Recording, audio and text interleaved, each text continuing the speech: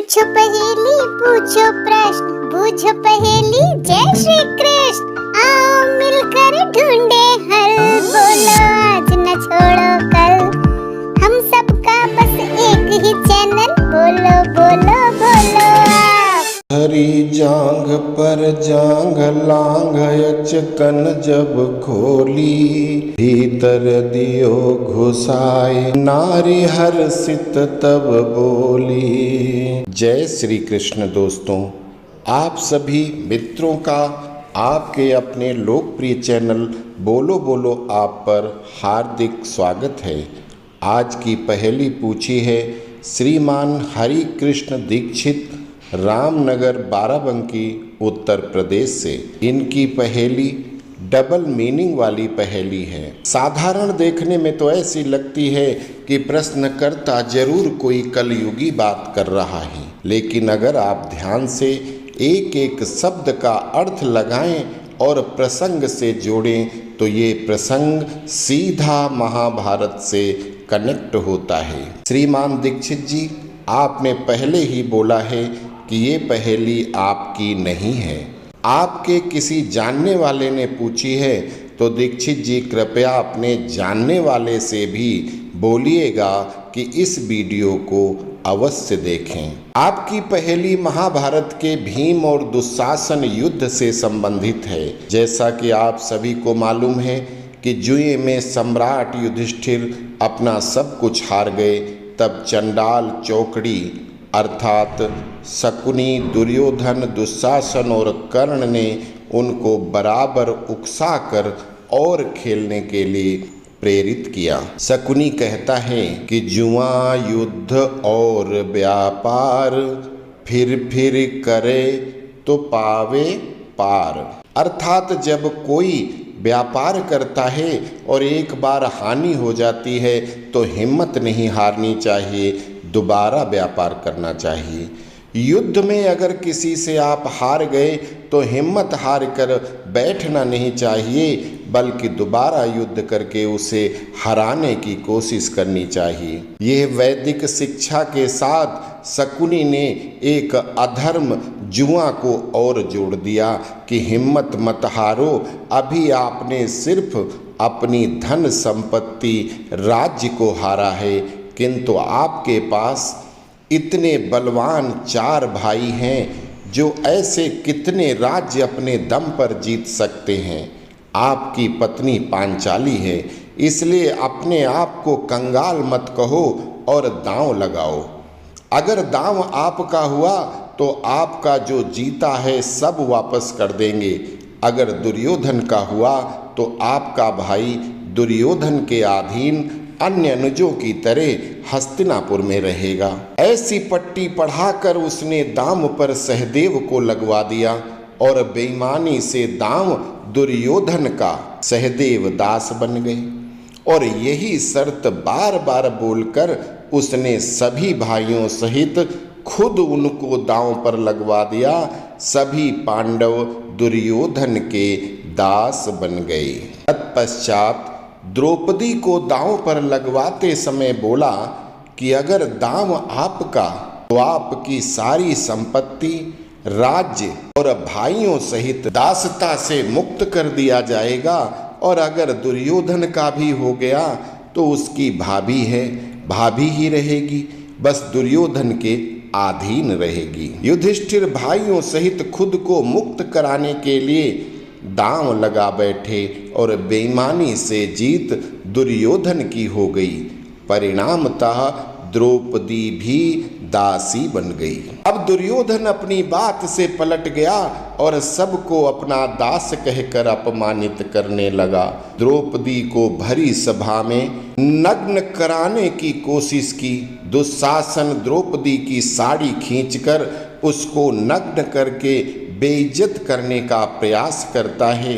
भक्त कृष्णा की इज्जत बचाने उनको बहन मानने वाले भगवान श्री कृष्ण उनकी मदद करते हैं। जब दुशासन साड़ी खींचते हुए मूर्छित हो जाता है तो दुर्योधन दूसरे भाई को साड़ी खींचने का आदेश देता है, लेकिन भीष्म और विदुर ने कृष्ण का पीतांबर देख लिया जो साड़ी के अंतिम छोर पर जुड़ा हुआ था। विदुर ने धृतराष्ट्र को बोला कि राजन, अब तक ये जो साड़ी बढ़ रही थी वो सब भगवान कृष्ण की लीला थी। अब साड़ी में पीतांबर जुड़ा हुआ है। अगर कोई अब साड़ी को छुएगा तो इस राज्यसभा में सुदर्शन चक्र आएगा और यहाँ उपस्थित कोई भी भाई व्यक्ति जीवित नहीं बचेगा। विदुर की चेतावनी से डरकर धृतराष्ट्र ने आगे अन्याय बंद करा दिया और युधिष्ठिर के हारे हुए राज्य सहित सभी को दासता से मुक्त कर दिया। किंतु दुर्योधन की हठ पर एक शर्त के साथ राज्य वापस मिलेगा और वो शर्त थी कि 12 वर्ष वनवास और 1 वर्ष अज्ञातवास। अगर अज्ञातवास में पहचाने गए तो फिर से 12 वर्ष और 1 वर्ष का वही वनवास और अज्ञातवास भोगना होगा। युधिष्ठिर ने उसको मंजूर कर लिया। आस्था का बंधन हटते ही महाबली भीम ने प्रतिज्ञा किया कि जिस हाथ से दुशासन ने पांचाली के केस छुए उन हाथों को उखाड़ के फेंक दूंगा। इस छाती पर हाथ मारकर वो एक अबला नारी पर मर्दानगी दिखा रहा था, उस छाती को चीर कर उसका लहू पीऊंगा। जिस दुर्योधन ने अपनी जांघ पीट कर द्रौपदी को उस पर बैठने की बात किया है, वो जंघा मैं अपनी गदा से तोड़ूंगा और अगर ऐसा नहीं कर सका तो अपने पूर्वजों को मुंह नहीं दिखाऊंगा। यह कुंती पुत्र भीम की प्रतिज्ञा है। युद्ध भूमि में मल्ल युद्ध में भीम ने पूरी सेना के मध्य में दुशासन को जमीन पर पटक दिया। अपने सारथी को आदेश देता है कि जाकर शिविर से द्रौपदी को ले आओ और फिर उसके दोनों हाथों को उखाड़ कर फेंक देता है।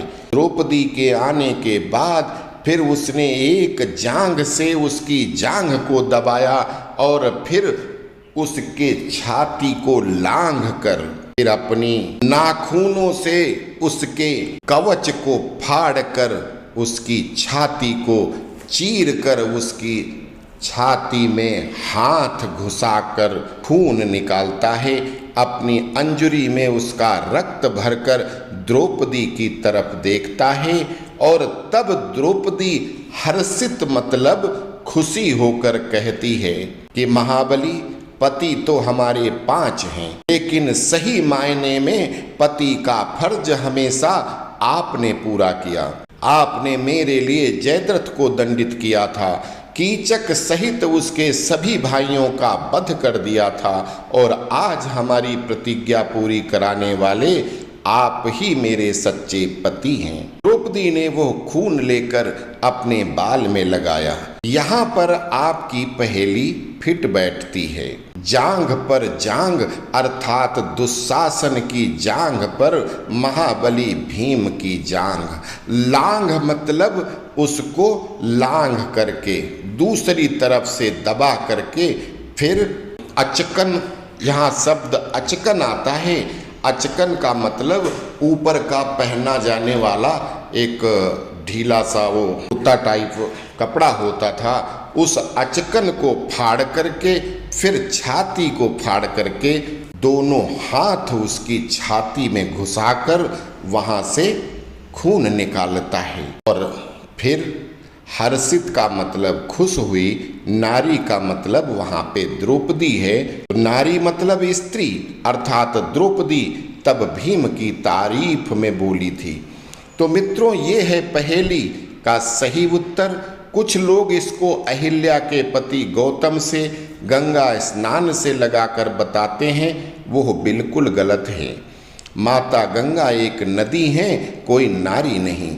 दूसरी बात, गंगा स्नान करते समय डुबकी तो लगाई जाती है, एक जांघ से दूसरी जांघ पर पैर कैसे रख सकते हैं? अतः वो उत्तर पूरी तरह से गलत है। आशा करता हूँ कि आपको आपकी पहेली का सही उत्तर मिल गया होगा। अस्तु। जय सिया राम।